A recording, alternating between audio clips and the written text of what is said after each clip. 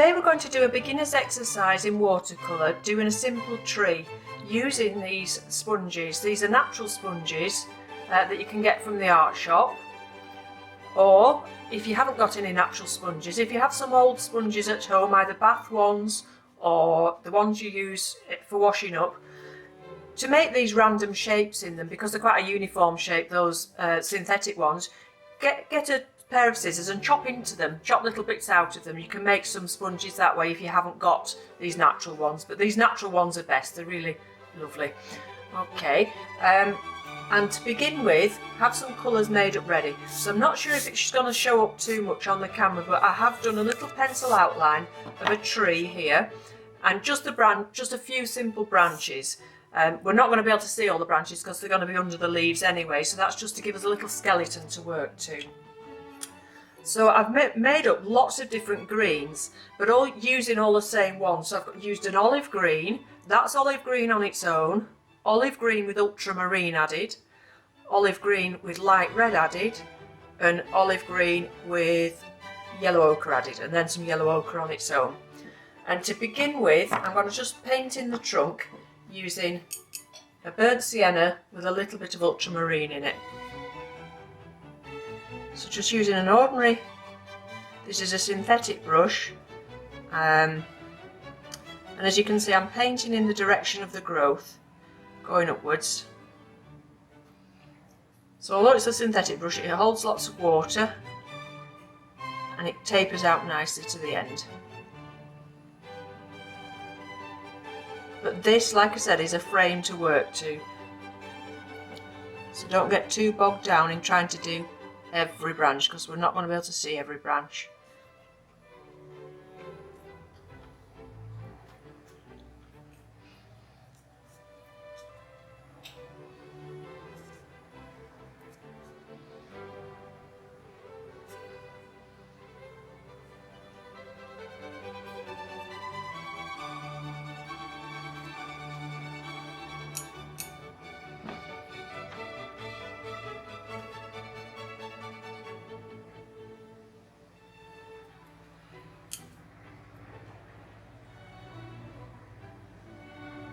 Can you see, by holding the paintbrush quite lightly, as you go up to the end of the branch, you take the pressure off and it comes to a point, it makes that nice shape.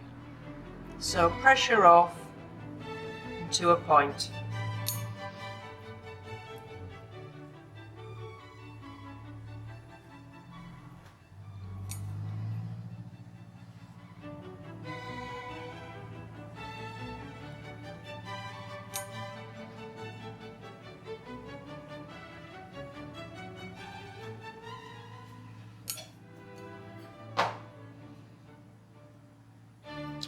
Okay, so that's enough for the skeleton, because like I say, lots of this is going to be getting covered up now with this sponging technique. So I'm going to start off with this one. This has got a really nice shape here. You'll see in a minute when I put it on. And the thing about this is to have lots of different greens, because the light bounces around a tree and it's going to sort of depend what time of day it is and where the light's coming from. So I'm going to set off just with the ordinary green that's got nothing else added to it, and just imagine you popping the leaves onto these branches. So obviously you're not going to have leaves over here somewhere, they need to look as if they're joined onto this tree. And the way I'm shaping it, going round like that, that's, you know, you can imagine them growing like that, can't you?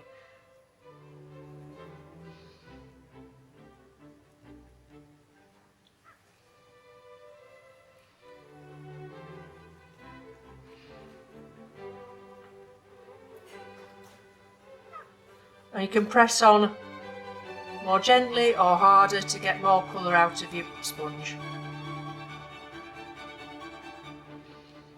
So you can see you can soon use quite a lot of paint with this technique, because it soaks up quite a lot. All that green colour there's gone.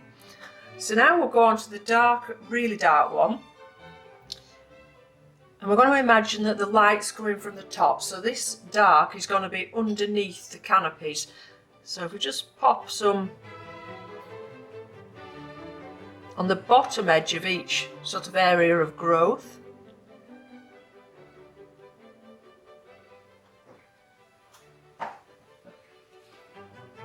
Extra at the very base, because obviously down here there's going to be hardly any light being able to get to that bottom of that tree at all. Then the higher we go up, the less we'll have of it, but of course we do still want a bit for the leaves will be casting shadow on the other leaves beneath them, as will the branches, so we do still want a little bit of dark in the top there, but much more at the base. Okay, and then we'll move on to the mid one that we had with that little bit of red. The reason for adding red to green, they're opposite each other on the colour wheel, and if you add red to the shop bought greens, it can just sort of neutralise them a bit, make them a bit more natural.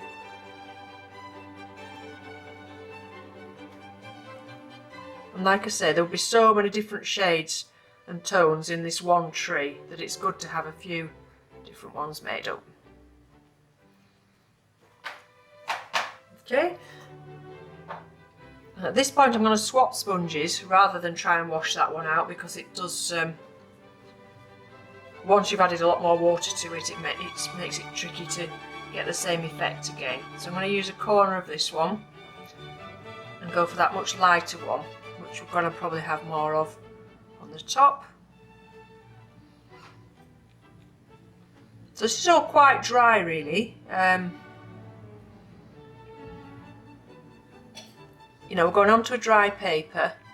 Of course you could have done a sky or something behind first and let that dry if you wanted. This was just to practice actually doing the tree. So you can see by using that different sponge, much more paint, it's coming off more solidly.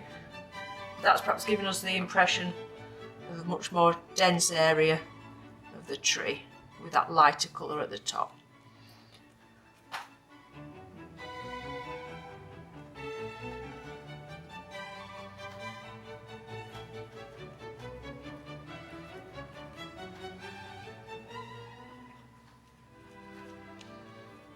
So move your sponge around, make use of the different shapes it's got there.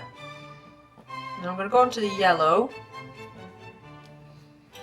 Very absorbent sponge. That sponge has sucked up everything that was in that palette. And the yellow is going to give it another dimension again.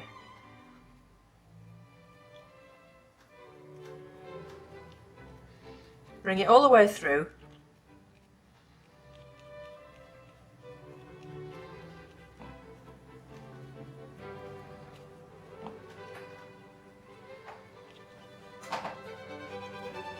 And then finally, with another bit of the sponge, I'm going to get that really nice bright gamboge yellow.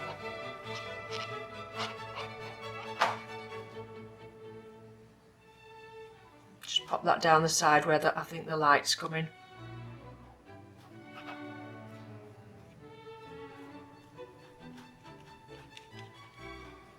And not as much down this side. So more yellow on that side and less on this side. And now I'm looking at it after I've put that yellow in. I'm feeling that I've not got enough contrast between the light and the shade. I need to go darker. So I'm going to make up an even darker colour using again the ultramarine and the burnt sienna.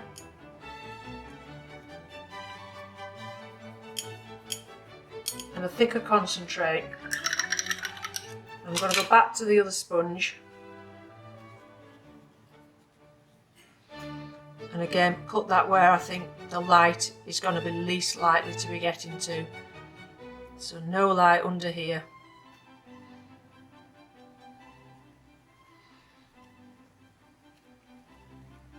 Just give it a bit of extra contrast.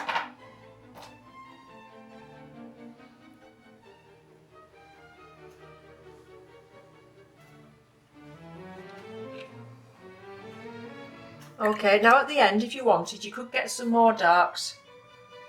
Same colour again, burnt sienna and the ultramarine. And if you wanted, you could put some more extra detail into the trunk and things, so you could put some shadow on this side. Think where it's going to be the darkest, on the bottom side of the branches. That branch was crossing over that one, so just be careful, you make sure you know which way direction things are going. And because this trunk's still wet, don't need to worry about blending that in. It will blend in quite nicely, and just keep the shade down this one side where it's darker.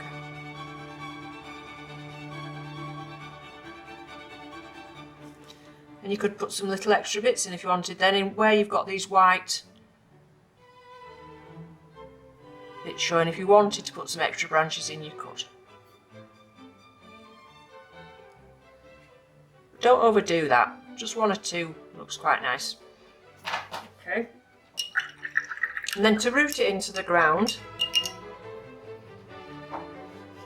just pull some water across and then let that watercolour bleed down into it, and it just gives it that idea that it's got that shadow going on and it's rooted into the ground there. You can even put a little bit of extra dark pigment in if you want.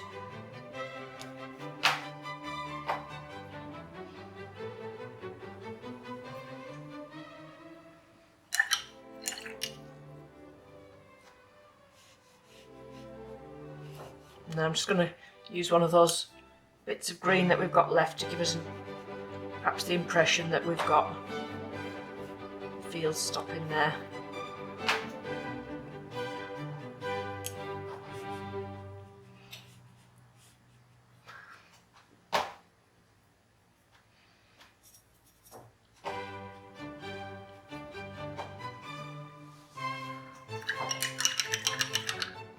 Okay, so I'm fiddling, so we shouldn't do that, should we? We should just leave it as it is. So you can imagine this in a larger painting, in a landscape. If you had a row of trees against the sky, how quickly you could do it just using the sponges and just putting a little bit of detail in for the trunks. But just mix those colours up, get lots of different shades of greens, yellows and some darker browns in there to give you that impression of the light moving around the tree. So have a go and have fun and let me know how you get on. Once again, thank you very much for watching, and bye for now.